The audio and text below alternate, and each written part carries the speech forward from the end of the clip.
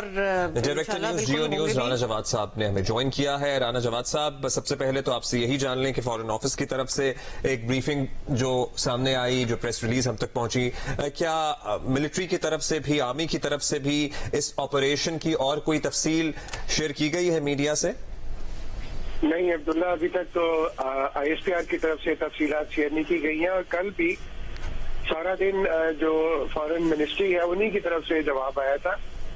کل بھی I S P R نے اس پہ اپنا براہ راست کو جواب نہیں تھا دیا, لیکن پاکستان کا فارن آفس جو ہے وہ ہینڈل کر رہا ہے. اور صبح 9:30 بجے انہوں نے پھر ایک پریس ریلیز جاری کی جس میں انہوں نے ڈیٹیل دی کہ پاکستان میں بھی بی ایل ایف اور بی ایل اے کے ٹارگیٹس جو ہیں جہاں پہ پاکستانی بلوچ اپنے ٹھکانے بنا کے رہ رہے تھے ان کو ہٹ کیا ہے, تقریباً 40 کلومیٹر ان سائڈ ایران.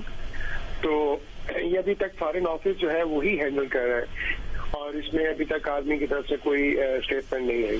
رانا صاحب, ایک سوال جو کہ فوراً سے کل سے بلکہ گونج رہی ہے بات, اور ایک سوال کیا جا رہا ہے کہ ایران نے ایسا کیا کیوں. بہت سے لوگوں کا کہنا بھی ہے کہ یہ بڑا ایک سلی ان وارنٹڈ قسم کا تھا جس کی کوئی مقصد سمجھ نہیں آ رہی. اٹ میکس نو سینس, یہ ورڈز بھی یوز ہو رہے ہیں.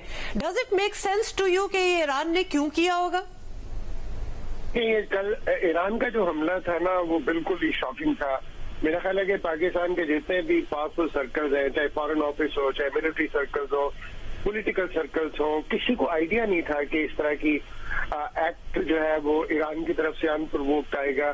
یہ بات ٹھیک ہے کہ غزہ کے اندر جو صورتحال ہے, یمن کے اندر جو صورتحال ہے, لیبنان کے اندر جو صورتحال ہے, اس کے تناظر میں ہم نے دیکھا کہ ایران کے اندر بھی 2 ڈیڈلی اٹیکس ہوئے جس کے جواب میں ایران نے سیریا میں اور عراق کے اندر ڈرون سٹرائکس کی, میزائل سٹرائکس کی. لیکن یہ کسی نے سوچا نہیں تھا کہ پاکستان کے اندر بھی کرے گا, کیونکہ پاکستان کے کمیونیکیشن چینلز کھلے ہوئے تھے. پاکستان کے ہائی پاور ڈیلیگیشن اس وقت بھی ایران. اور پھر رانا صاحب, پاکستان ظاہر شام اور عراق تو ہے بھی نہیں, پاکستان کی افواج پاکستان کی دفاعی صلاحیت سے تو آئی ایم شور ایران بھی واقف ہوگا. سو یہ بھی سرپرائز ہے بہت سے لوگوں کے لیے, اور یہ سرپرائز بھی ہے. اور ایران آن ایرانز پارٹ, رانا صاحب, یہ ایک رسکی موو ہے جو انہوں نے کیا.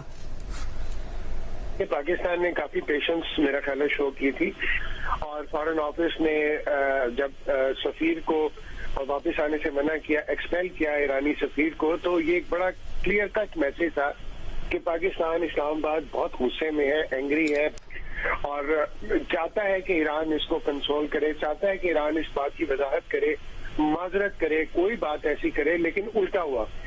ایرانین ڈیفنس منسٹر اور ایرانین فارن منسٹر نے کہا کہ ہم نے جی کی ہیں, بالکل کی ہیں, اور ہم نے تو وہاں پہ دہشت گرد مارے جو ہمارے ایرانی دہشت گرد وہاں پہ چھپ کے بیٹھے تھے, جیش العدل کے جو کارکن تھے, ان کو ہم نے فائٹرز کو ٹارگیٹ کیا, ہم نے تو پاکستانیوں کو تو ٹارگیٹ نہیں کیا.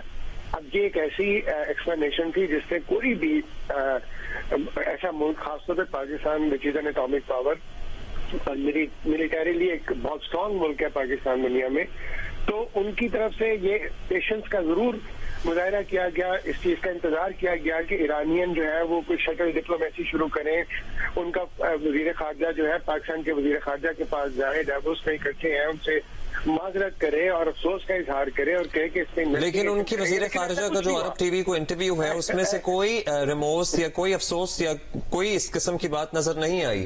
وہ بھی کل تک تو یہی بات سامنے آئی ہے کہ وہ اپنی کارروائی پہ کسی بھی قسم سے شرمندہ نہیں ہے, اور وہ کہہ رہے ہیں کہ ہمارا حق تھا یہ کرنا.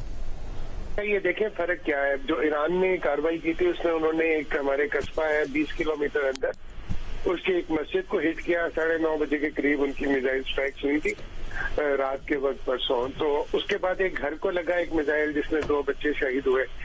اچھا, اب یہ آفیشلی تو کنفرم نہیں کر رہے ہیں کہ کیا جن لوگ جس گھر کو ٹارگٹ کیا گیا تھا اس کے اندر کوئی رانا صاحب, تھے یا